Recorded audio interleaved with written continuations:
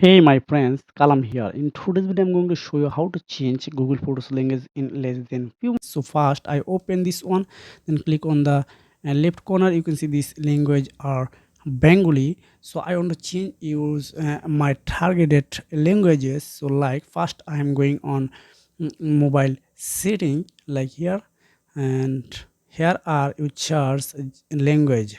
So here are the charts bar. Here are type language, then click on enter. Now click on this first one, then again on first, then I want to change it United Kingdom English, then click on the enter.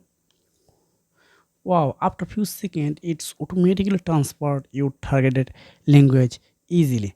So if I go back, then going my Google Photos languages, oh, it's already changes to English. So this is very easy work. I hope you are doing it perfectly. So if you have found this video helpful, make sure like and subscribe the channel so you can take care.